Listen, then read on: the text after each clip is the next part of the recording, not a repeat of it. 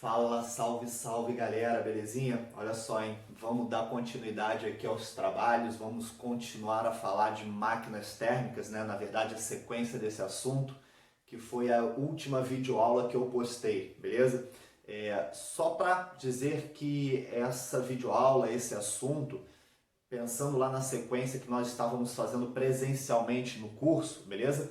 É tanto sequência para a turma da EAR, quanto também para a turma da SpaceX. Isso não quer dizer, cara, que as demais turmas não possam tirar proveito, não. Só estou dizendo que é sequência das aulas presenciais dessas duas turmas que estavam tendo Física 2 comigo, beleza? Vamos lembrar aqui do vídeo passado, que foi o vídeo de termodinâmica, né, de segunda lei da termodinâmica, parte 1. Galera, o que nós falamos naquele vídeo? O que nós aprendemos naquela aula? Aprendemos sobre os enunciados da segunda lei da termodinâmica, o de Clausius e o de Kevin Planck. Falamos de máquinas térmicas, beleza? Falamos de ciclo termodinâmico. A gente ainda vai nessa vibe, ainda vai por essa linha de raciocínio, beleza? Mas falando agora de algumas coisas mais especiais. Por exemplo, qual era a ideia de uma máquina térmica? Receber calor de uma fonte quente. O gás, então, operaria um ciclo de transformações termodinâmicas com o objetivo de realizar um trabalho. Lembrando que esse trabalho, lembrando que o rendimento de uma máquina térmica, ela não pode alcançar 100%. Lembram disso? Sempre o gás acabava o quê? Espontaneamente cedendo calor para uma fonte fria. Então eu não conseguia converter toda a energia, todo o calor da fonte quente exclusivamente em trabalho, beleza? A máquina térmica, ela é um motor, vamos pensar dessa forma, como é o motor do carro, como eram na época barcos a vapor, Maria-Fumaça e assim por diante, tranquilo? Hoje a gente começa falando de refrigerador, galera, que seria basicamente a máquina com propósito, com intuito contrário. E você vai ver que o funcionamento dela é basicamente uma reversão do que faz o motor, do que faz a máquina térmica clássica, por assim dizer, ok? Como é que é um refrigerador? Nossa, o nome já é bastante sugestivo. A geladeira, o freezer, o ar-condicionado, todos eles vão funcionar segundo essa característica que eu vou mostrar a vocês aqui. Dá uma olhada. Rapaz, temos ainda uma fonte quente, uma fonte fria, e aqui eu represento esse círculo representa a transformação gasosa por parte do gás. Tá tranquilo? Vamos lá. Qual é a ideia, galera? Um refrigerador, ele tenta tirar calor da fonte fria, não é isso? Como é que o ar-condicionado funciona? Para refrigerar um ambiente, ele vai roubando o calor desse ambiente e jogando lá fora, na parte externa a esse ambiente, ok? Sabemos que isso não é um processo natural, que o calor ele passa espontaneamente de quem tem maior temperatura para quem tem menor. Então, um processo de refrigeração ele é algo forçado, por assim dizer. Como é que eu consigo dar jeito nisso? Como é que eu consigo fazer isso acontecer? Bom, presta atenção. Como eu te disse, o meu objetivo é retirar calor da fonte fria, que eu vou chamar aqui de QF, ok? É o calor retirado da fonte fria. Só que como isso não acontece naturalmente, eu preciso, digamos, de um agente externo. Eu preciso forçar o gás a realizar esse efeito. Como eu vou fazer isso? Realizando sobre ele um trabalho. Olha como a coisa aqui se inverte. Antes, eu retirava calor da fonte quente para que o gás realizasse para mim um trabalho. Dessa vez, um fator externo vai realizar trabalho sobre o gás para que ele possa se comportar, digamos, de maneira contrária, retirando o calor da fonte fria, que, como já falamos, não é algo que vai acontecer espontaneamente. É por isso que a tua geladeira, o teu ar-condicionado, eles só vão funcionar se estiverem ligados à rede elétrica, se tiverem eletricidade, energia elétrica. Porque digamos que a energia elétrica é quem vai fazer esse trabalho aqui acontecer sobre o gás e fazer o sistema funcionar como nós queremos. Nós precisamos de uma energia externa para que isso aconteça, beleza? Então, fazendo esse trabalho sobre o gás, repara que ele vai se comportar aqui vou colocar no sentido anti-horário, lembrando que ele está realizando um trabalho sobre o gás, e isso vai fazer com que ele consiga jogar calor lá na fonte quente, que eu vou chamar de QQ, tranquilo? Calor para a fonte quente. Esse refrigerador, de maneira análoga à máquina térmica, ele vai ter uma eficiência também, beleza? Como é que eu calculo essa eficiência? É bastante simples. Eu vou pegar o calor da fonte fria, o calor que eu efetivamente consegui retirar da fonte fria, e vou dividir pelo trabalho, tranquilo? O trabalho, ou seja, o gasto de energia externa que eu tive para que esse processo acontecesse. Então, quando você ouve falar em eficiência do refrigerador, você calcula dessa maneira, tranquilo? É uma razão, é uma proporção em quanto de calor você consegue retirar da fonte fria que você quer e o quanto de trabalho, de energia externa você gasta para que isso aconteça. Tá claro, galera? Se não tiver, se tiver alguma dúvida, pode colocar nos comentários do vídeo, beleza? Eu vou sempre dando uma olhadinha lá e tentando responder o mais rápido que eu puder, tranquilo? Vamos fazer isso funcionar à distância por enquanto, tranquilo? Avançando um pouco mais, eu disse a vocês na outra aula que existem diversos ciclos, beleza? Para que uma máquina térmica funcionasse, tá bom? Talvez o mais importante deles, talvez o mais falado nas questões, o que você acaba estudando mais, é um ciclo chamado ciclo de Carnot. Galera, o ciclo de Carnot ele é um ciclo teórico, ele é um ciclo especial. Por quê? Teórico porque você não consegue ainda fazer com que uma máquina térmica funcione nesse comportamento, tá tranquilo? Mas ele seria o ciclo de maior eficiência possível para uma máquina térmica. Ah, maior eficiência vai dar 100%. Não, galera. Esqueça isso de uma máquina térmica dar 100%. Ainda que o ciclo de Carnot seja o melhor que podemos ter, ele não alcança 100%. O que significa, então, ele ser o melhor que podemos ter? Se você tiver uma fonte quente e uma fonte fria e colocar ali um ciclo comum, por assim dizer, vamos supor que ele dê 40% de rendimento. Se entre a mesma fonte quente e a mesma fonte fria, né, digamos no mesmo sistema, ao invés de um ciclo qualquer, eu usar um ciclo de Carnot, aquela máquina que tinha um rendimento de 40%, como eu disse, por exemplo, ela vai ter um pouquinho mais, 50%, 55%, beleza? Mas não vai chegar ao 100%. Então o ciclo de Carnot ele é uma eficiência maior do que uma máquina comum, do que um ciclo comum, mas ainda não vai atingir a perfeição, tá? Como é que esse ciclo é? Ele é bem especial, ele é bem definido, por assim dizer. Repara aqui, ó, galera, eu tenho transformações representadas num diagrama de pressão por volume, como de hábito, beleza? Então, primeiro o gás vai de A para B, depois de B para C, de C, desculpa, inverti aqui, né? De A para B, de B para D, tudo bem.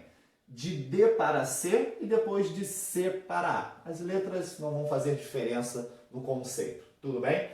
Então vamos lá, só vamos prestar atenção aqui para ver se não tem nenhum erro também nesse detalhe. Galera, repara que T1 e T2 são a representação de isotermas, ou seja, de A para B e de D para C, eu estou falando de transformações que ocorrem à mesma temperatura, ok? Transformações isotérmicas. O ciclo de Carnot, ele sempre funciona baseado em duas transformações isotérmicas. Então, ó, de A para B e de D para C, tá certinho? São transformações isotérmicas. Beleza? Tem essa característica aí. Galera, de B para D, ok? E de C para A, você também tem outras duas transformações clássicas que são adiabáticas. Então, o ciclo de Carnot, ele sempre funciona segundo essas quatro transformações. Duas isotérmicas, onde não ocorre mudança de temperatura, e duas adiabáticas. O que eu sei sobre transformações adiabáticas? Que são momentos em que não há troca de calor. O gás não cede calor para o meio externo e também não recebe calor do meio externo. Lembrando que isso é um ciclo teórico, beleza? Se eu conseguir fazer a máquina térmica funcionar de acordo com esse ciclo, eu teria uma máquina térmica de maior rendimento possível, beleza? Que não é 100%. Dá uma olhada no seguinte. Para máquinas térmicas funcionando com o ciclo de Carnot, vale a seguinte relação. O calor 1 dividido pelo calor 2 é igual a temperatura 1 dividido pela temperatura 2. Qual o significado disso aqui? Lembra, vou até usar esse desenho aqui. Como é que funciona a máquina térmica? Ela retirava calor da fonte quente, naturalmente, e depois acabava cedendo uma parte para a fonte fria. O que eu estou chamando de Q1 e Q2 são os calores retirados da fonte quente e depois o calor cedido para a fonte fria, ok? No ciclo de Carnot, eu não necessariamente preciso ter a informação do calor. Se eu tiver o valor das temperaturas da fonte medidos em Kelvin, eu também já consigo resolver as questões, eu também já consigo solucionar os problemas, ok? Porque a razão entre o calor retirado e cedido vai ser igual à razão entre as temperaturas da fonte quente e da fonte fria. Eu posso pensar dessa maneira. Obviamente, inverter essas duas frações também vai gerar o mesmo resultado, tá tranquilo? Então, guardemos essa relação aqui. O que isso traz de benefício para a gente? Eu posso calcular o rendimento de uma máquina de Carnot, que se você lembrar da aula passada, se não lembrar, dá uma olhadinha lá, era 1 menos a razão entre os calores retirados da fonte fria dividido pelo calor recebido da fonte quente. Galera, aqui eu posso pensar da seguinte maneira, vai ser 1 menos. Vamos supor que a temperatura da fonte fria seja T2, beleza? T1 da fonte quente, T2 da fonte fria. Lembra? Você pega sempre o menor e divide pelo maior. Nós falamos no vídeo passado isso daí, tranquilo? Então, o rendimento de uma máquina térmica de Carnot pode ser calculado por essa formulazinha, muito parecida com a que a gente já conhece, só que ao invés de fazer uma razão entre os valores de calor, eu faço uma razão entre as temperaturas. Temperatura fria dividido pela temperatura da fonte quente, né? Temperatura fria não, temperatura da fonte fria. Vou até colocar isso aqui. Temperatura da fonte fria dividido pela temperatura da fonte quente. Facilita pra gente. Lembrando que essas temperaturas sempre precisam estar em Kelvin, galera. É obrigatório isso, tá certo? E isso aqui também permite, cara, a gente avançar um pouquinho e entender mais uma vez por que não tem como a máquina térmica, mesmo operando no ciclo de Carnot, chegar a 100% de rendimento. Galera, para que essa conta aqui desse 100%, na real essa fração tinha que zerar, não é isso? Para essa fração zerar eu ter 1 como resposta, e quando multiplicar por 100% dá o tal 100% que não pode acontecer, essa fração tinha que dar zero. Para essa fração tinha que dar, para que essa fração desse zero, T2, que é a temperatura da fonte fria, deveria ser zero. Galera, tem como alcançar o zero absoluto? Na prática não, beleza? Então, como isso aqui nunca vai zerar, nunca vou ter uma máquina com 100% de rendimento, tá ok? Isso fecha a teoria de termodinâmica, de segunda lei da termodinâmica, beleza? Então, qualquer dúvida que tenha, eu volto a falar. Coloquem lá nos comentários, falem comigo pelo canal, falem comigo pelo Instagram, beleza? Qualquer meio de comunicação, qualquer rede social, eu estou sempre dando uma olhada para que a gente possa tirar as dúvidas, para que possa atender a vocês aí que nesse período de quarentena estão estudando de casa, tranquilo? Ainda que não seja aluno do Império, beleza? Não tem problema. Você pode fazer contato também, que aí a gente se resolve. Galera, eu separei uma questão da SpaceX aqui, uma questão que é até tranquila, mas que fala sobre os conceitos que acabamos de conversar, beleza? Ó, um motor térmico funciona segundo o ciclo de Carnot. A temperatura da fonte quente vale 323 graus Celsius e da fria 25 graus Celsius. O rendimento desse motor é... A primeira coisa que você tem que reparar é que você não pode utilizar a temperatura em graus Celsius. Já falamos sobre isso. Obrigatoriamente, a temperatura tem que estar em Kelvin quando você trabalha com gás ideal ou termodinâmica. Então vamos converter isso primeiro. Bom, a começar pela temperatura da fonte fria, que ele diz que são 25 graus Celsius. Para converter isso para Kelvin tranquilamente, basta somar 273, beleza? Se fizer essa soma, isso aqui vai dar a você 298 Kelvin. Tranquilo? 25 mais 273 igual a 298, você converteu para Kelvin. Falando da temperatura da fonte quente, né? Inicialmente, a informação é de 323 graus Celsius. Sabemos que é só somar 273 para converter para Kelvin.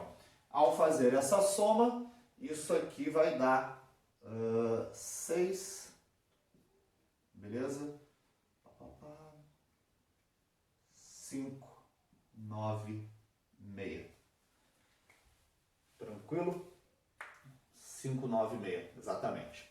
Pessoal, como estou falando de ciclo de Carnot, posso usar o rendimento baseado nas próprias temperaturas, que é o que a questão me pergunta. Então vai ser 1 menos, lembre-se, temperatura da fonte fria primeiro, o valor menor primeiro, 298, dividido por 596, que representa a temperatura da fonte quente em kelvins, tá certo?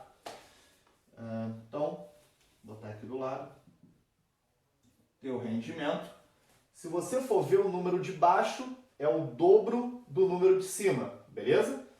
Exatamente. Então, isso dá 50%. 1 menos meio, ou seja, 0,5.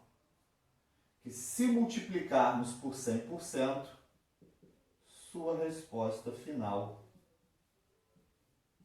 é de 50%. Isso é a resolução da questão aí, beleza? Aí dentre as alternativas, você vai ter lá 50%. Tranquilo, galera? Vê se ficou claro. Mais uma vez, qualquer dúvida, é só falar, tá bom? Até a próxima. Um abraço.